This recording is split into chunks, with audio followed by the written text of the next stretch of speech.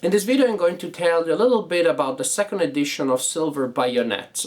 The first edition was one of the first games by GMT, if not their very first game, and it doesn't have stellar ratings on Board Game Geek, but come on, let's cut them some slack. It was their first effort, or one of the early efforts. They were pioneering what would become a very high standard in wargaming. So, okay, if nothing else, this game has historical interest. However, I did not play the first edition, only the second one, so I will only be commenting on this one. From what I see online, it appears that the second edition has streamlined rules and definitely a much better looking map. But other than that, I'll talk about the second edition.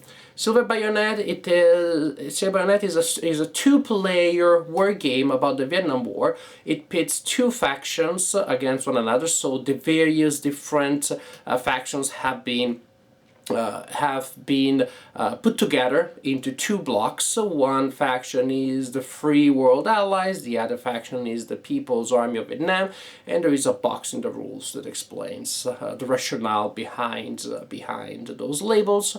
And in this game, these two factions will fight in different contexts, in different situations. There's a large variety of scenarios, and actually the scenarios are divided in two different types.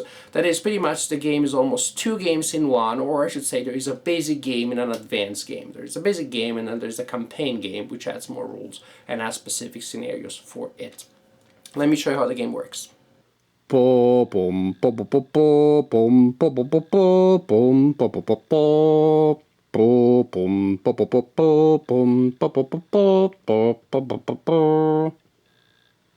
If you have heard or read anything about the first edition of the game, you will know that people have complained a lot about the old map that, frankly, yeah, looked pretty ugly. I mean, at least from the pictures I saw online, I haven't seen the real one, but it doesn't really seem very attractive. Also, it was cluttered with tables and various other types of boxes. That function now has been transferred to several player rates on the board itself. We still have the turn track and the terrain effect charts, which is good to have, but the board overall doesn't look cluttered at all. Also, the board is now a mounted board and simply looks good. I mean, the look of it is very pleasant. It's also still very functional.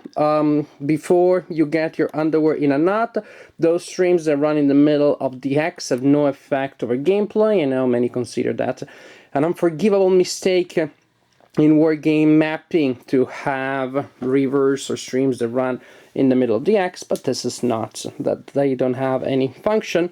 One thing about the map, I find it perfectly functional, but also because I can see very well. There are areas here where the X grids may not be all that easy to see for everybody, especially for those gamers among us that have grown not only gray, but also almost blind in the service of their hobby.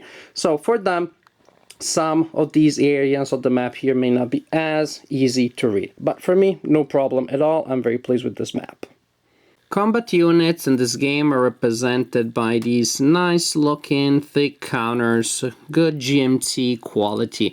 And as for the information, we have a symbol designating a type of units, of course. Then we have three numerical factors here at the bottom: attack, defense, and movement. For units that have long-range attack, there's also range here. Artillery, for example, have that small superscript number there, which is range. The number here on the left is stacking. There is a fixed number of stacking points that you can have in an X without penalty. Differently from other games that have stacking, you're not forbidden from overstacking your hex.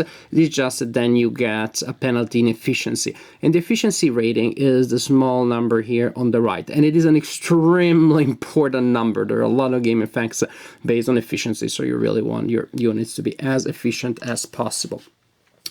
In the basic game, which then can be expanded with a campaign game, in the basic game, well, units at the beginning of the turn do a little bit of upkeeping. For example, they adjust air points, they recover from fatigue. Fatigue is an effect that can be obtained during, they can be received during the turn, and of course reduces the effectiveness of your units.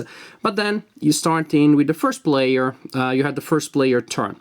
The active player first moves ground units. Of course, the cost depends on the type of terrain that is being crossed, and it's a fairly standard, very standard procedure, because you have movements from the first player, and then you have combat declarations from the first player. However, combat has more steps than you have in many other war games. To start with, because there are two types of combats that you can perform, and you need to commit to them. You need to announce them by using these markers here. You have maneuver combat, whose main purpose is to dislodge the enemy from their position, and you have the assault, which is just the brutal assault frontal bayonets on your rifle type of thing.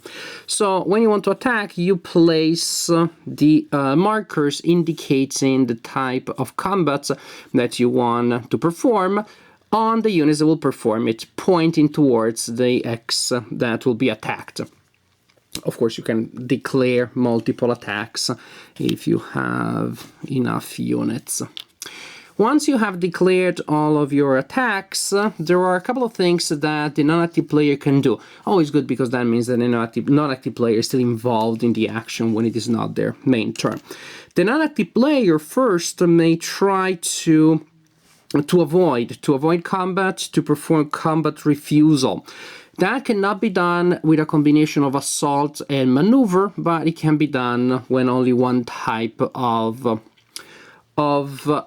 combat has been declared, in which case the player that wants to perform a combat refusal rolls a die, a d10, and the refusal is effective. It does happen if the roll is equal to or lower than the efficiency rating, in which case the unit that refused combat gets to retreat, and the attacker may advance in the just vacated hex. Another thing that can be done if the non-active player has units adjacent to the X being attacked is to reinforce the X that is going to be attacked. And again, the attempt to reinforce is based on an efficiency test. The unit that is trying to reinforce to react rolls a die, and a result that is equal to or lower than the efficiency rating means that the reaction is successful and the units may join the fight. Once we have resolved those possible reactions, we need to see if the attacker has enough coordination, otherwise penalties may apply. And here there is a variety of different situations because the units involved in the conflict have very different levels of coordination. For example, if you have US units attacking from a single battalion, they count as always fully coordinated.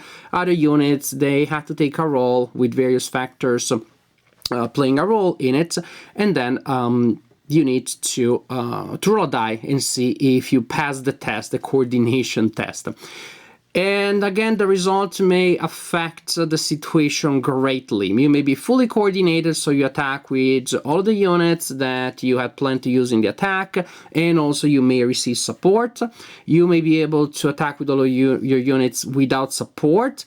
It may be an uncoordinated attack, so you attack with all your units without support and with a penalty, and it may just devolve into a complete mess. If you fail your test, your coordination test by a lot, then you perform an uncoordinated frontal assault. That is, you remove all of your assault markers for that combat with the exception of a single assault, and that single group goes in, and good luck to them. Once we have determined the conditions of the coordination of the attacker, finally we perform maneuver combat first and possibly assault combat later. We have a table here. From the look of the table, you can already see what the main mechanic will be, which is combat odds. You divide the total strength of the attackers by the total strength of the defender, turn it into one of these ratios here, which indicates the column that you will use to resolve the combat after you have taken possible column shifts into account. For example, as you see, an uncoordinated attack has a penalty of one shift to the left. You compare efficiency and you determine again if there is a column shift or not, and you use the lead unit for each side to determine that efficiency ratio rating. And then more possible defenders. It had to do with fatigue of the defender, has to do with terrain, has to do with other types of effects here. Nothing too strange, nothing that you haven't seen in other word games, most likely. And then you cross-reference the result with the column, and you will obtain the result, which is one of these letter and numerical codes here. A are results that apply to the attacker that will lose steps starting from the lead unit. The defender divides the result by the terrain defensive value. It sounds complicated, but it's a nice way to me to take into account the ability of the defender to melt into the background, to melt into the landscape, to absorb or part of the damage, to reduce part of the losses. And so you divide the number by the terrain defensive value, and then you remove a number of steps based, again, starting with the lead unit. Affected player fatigues units, and both sides fatigue the lead unit and remain in place. There are also cases where you have a 2x retreat instead of a 1x retreat. So, well, it takes a while to resolve all of that, especially with all of the preliminary steps, and that is not even over, because you also have, or you may have, assault combat. Assault combat is just brutal delivery of pain on the two sides. It's pretty much the defender rolls on this table here, cross-reference the die roll with modifiers, with the strength of the defender, and you simply identify the number of step losses that the defender inflicts on the attacker. Then the attacker takes the combat strength that is still there of the remaining units and repeats the procedure, simply using another set of modifiers. So combat strength, modifiers, and roll. It is just a punch from the defender to the attacker, and then a punch from the attacker to the defender, and that's it. And modifiers, you can read them. Again, are modifiers that, make sense contextually. And again, fatigue is very important. Fatigue, leadership, coordination, efficiency are all important elements. The game is based on scenarios, so the victory conditions will change with that. The length of the scenario will also change based on that. And these are some of the main concepts for the standard game. You also have a healthy number of special units. I'm not going to go through all of them, but you have headquarters that improve coordination. You have hospitals. You have many units that perform special things, and that adds flavor to the game. Of course, also it does add some complexity. If you're playing the campaign game, it adds even further complexity, and there are two main elements that are added to the standard game for the campaign game. One will give an advantage to the allies, to the free world allies, and that is using air power, or using air movement with helicopters. And in this case, you will have units that will move from the helicopter bases to areas on the map. They can pretty much teleport wherever they want. There's a procedure on how to cycle units from landing zones to the bases, to the base or the bases. Also, there are different types of landing zones based on the type of terrain in which you land. And of course, that will give advantage to the free world units, and they do need the movement advantage, because usually the ground movement value of the free world units, the movement value of the free world units is lower than that of the free people's free army of Vietnam. So on the ground, they have an advantage. When you have air movement for the allies, then of course they have an advantage. The scale is always tipped towards one of the sides. The other big change is the use of hidden movement for the People's Army of Vietnam, in which case you will use these cheats here to represent the position of units, true or imaginary, on the board, and then you will use this player here to organize and to mark which units are actually represented by which marker, which may be a group of units or not at all. So you have all of these blips. In this case, we'll have all of these blips on the radar of the allied player, of the free world player, and the free world player doesn't exactly know who is going to be there, how strong they are, if there is anybody at all.